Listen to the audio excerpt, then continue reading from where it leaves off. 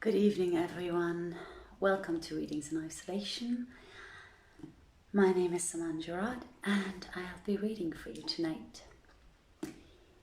Thank you very much for your patience and understanding. I did not want to read this past week, and as you can probably tell from the overall energy, I am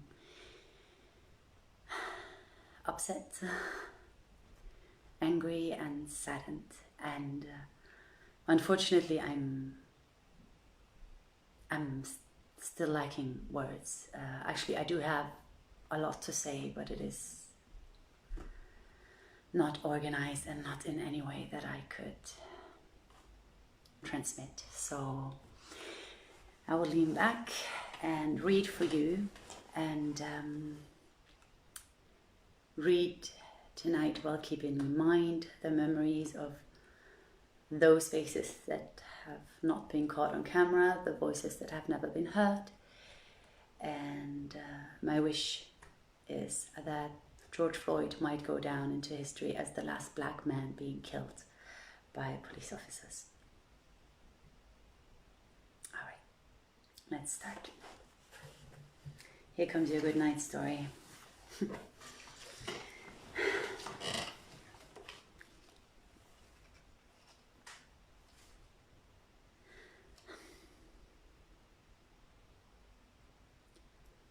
Now when it was the 42nd night, she said, "It hath reached me, O auspicious king, that the Caliph ceased not to frequent the tomb for the period of a whole month, at the end of which time it so happened one day that he entered the seraglio after dismissing the emirs and wazirs, and lay down and slept a while.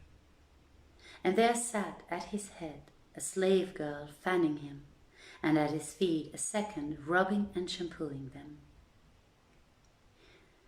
Presently he awoke, and, opening his eyes, shut them again, and heard the handmaid at his head saying to her, who was at his feet, 'A nice business this, O Khayzaran.' And the other answered her, 'Well, O Kazib al-Ban.' 'Verily,' said the first, 'our Lord knoweth naught of what hath happened, and sitteth walking and watching by a tomb wherein is only a log of wood carved by the carpenter's art.' And Kut al-Kulub, quoth the other, 'What hath befallen her?' She replied, 'Know that the lady Zubaydah sent a pellet of bang by one of the slave women who was bribed to drug her. And when sleep overpowered her, she let put her in a chest, and ordered Sawab and Kafur and Bukhayd to throw her amongst the tombs.' 'What dost thou say, O Kazib al-Ban?' asked Khayrazan. 'Is not the lady Kut al-Kulub dead?' 'Nay, by Allah,' she answered, 'and long may her youth be saved from death. But I have heard the lady Zubaydah say that she is in the house of a young merchant named Ghanim bin Ayyub of Damascus, hight the Distraught, the thrall of love. And she hath been with him these 4 months, whilst our Lord is weeping and watching by night at a tomb wherein is no corpse.' They kept on talking this sort of talk, and the Caliph gave ear to their words, and by the time they had ceased speaking, he knew right well that the tomb was a feint and a fraud, and that Kut al-Kulub had been in Ghanim's house for 4 months. Whereupon he was angered with exceeding anger, and rising up he summoned the emirs of his state. And his vizier Jafar the Barmakai came also and kissed the ground between his hands. The Caliph said to him in fury, 'Go down, O Jafar, with a party of armed men and ask for the house of Ghanim son of Ayyub. Fall upon it and spoil it, and bring him to me with my slave girl Kut al-Kulub, for there is no help but that I punish him.' 'To hear is to obey,' said Jafar, and setting out with the governor and the guards and a world of people, repaired to Ghanim's house. Now about that time the youth happened to have brought back a pot of dressed meat, and was about to put forth his hand to eat of it, he and Kut al-Kulub, when the lady, happening to look out, saw calamity surrounding the house on every side. for the vizier and the governor, the night guard and the Mamelukes with swords drawn had girded as the white of the eye girdeth the black. At this she knew the tidings of her had reached the Caliph, her lord, and she made sure of ruin, and her colour paled, and her fair features changed, and her favour faded. Then she turned to Ghanim and said to him, "O my love, fly for thy life." "What shall I do?" asked he, "and whither shall I go, seeing that my money and means of maintenance are all in this house?" And she answered, "Delay not, lest thou be slain, and lose life as well as wealth." "O my loved one and light of mine eyes," he cried, "how shall I do to get away when they have surrounded the house?" Quoth she, "Fear not," and stripping off his fine clothes, dressed him in ragged old garments, after which she took the pot and putting in it bits of broken bread and a saucer of meat, placed the whole in a basket, and setting it upon his head said, "Go out in this guise, and fear not for me, who wotteth right well what thing is in my hand for the Caliph." So he went out amongst them, bearing the basket with its contents, and the protector vouchsafed him his protection, and he escaped the snares and perils that beset him by the blessing of his good conscience and pure conduct. Meanwhile Ja'afar dismounted, and entering the house, saw Kut al-Kulub, who had dressed and decked herself in splendid raiments and ornaments, and filled the chest with gold and jewelry, and precious stones and rarities, and what else was light to bear and of value rare. When she saw Ja'afar come in, she rose, and kissing the ground before him, said, "O my lord, the reed hath written of all the rede which Allah decreed." "By Allah, O my lady," answered Ja'afar, "he gave me an order to seize Ghanim, son of Ayub." And she rejoined, "O my lord, he made ready his goods and set out therewith for Damascus, and I know nothing more of him. But I desire thee take charge of this chest and deliver it to me in the harem of the Prince of the Faithful." Hearing and obedience, said Ja'afar, and bade his men bear it away to the headquarters of the Caliphate, together with Kut al-Kulub, commanding them to entreat her with honor as one in high esteem. They did his bidding after they had wrecked and plundered Ghanim's house. Then Ja'afar went in to the Caliph and told him all that had happened, and he ordered Kut al-Kulub to be lodged in a dark chamber and appointed an old woman to serve her, feeling convinced that Ghanim had debauched her and slept with her. Then he wrote a mandate to the Emir Muhammad bin Sulaiman al-Zaini, his viceroy in Damascus, to this effect: "The instant thou shalt receive this, our letter, seize upon Ghanim bin Ayub and send him to us." When the missive came to the viceroy, he kissed it and laid it on his head.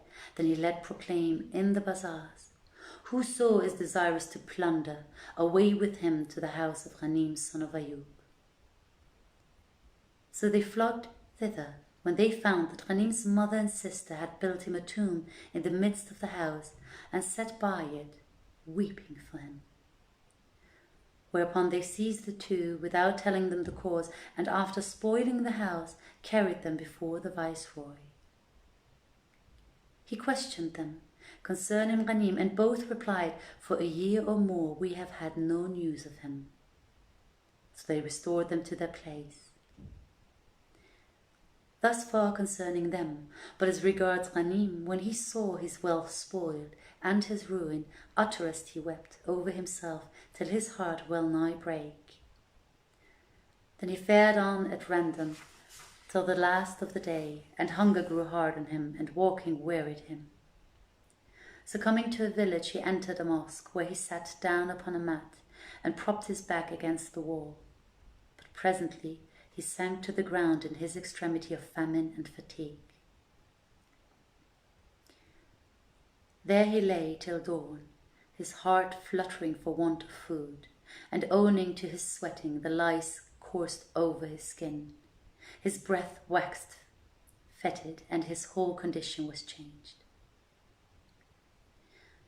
When the villagers came to pray the dawn prayer, they found him prostrate, ailing, hunger lean, yet showing evident signs of former affluence. As soon as prayers were over, they drew near him, and understanding that he was starved with hunger and cold, they gave him an old robe with ragged sleeves, and said to him, "O stranger, whence art thou, and what sickness is upon thee?" He opened his eyes and wept, but returned no answer. Whereupon one of them, who saw that he was starving, brought him a saucer of honey and 2 barley scones. He ate a little, and they sat with him till sunrise, when they went to their work. He abode with them in this state for a month, while sickness and weakness grew upon him. And they wept for him, and, pitying his condition, took counsel with one another upon his case, and agreed to forward him to the hospital in Baghdad. Meanwhile, behold, 2 beggar women, who were none other than Ghanim's mother and sister, came into the mosque, and when he saw them, he gave them the bread that was at his head, and they slept by his side that night, but he knew them not. Next day the villagers brought a camel, and said to the cameleer, "Set this sick man on thy beast, and carry him to Baghdad, and put him down at the spittle door. So haply he may be medicined and be healed, and thou shalt have thy hire." "To hear is to comply," said the man.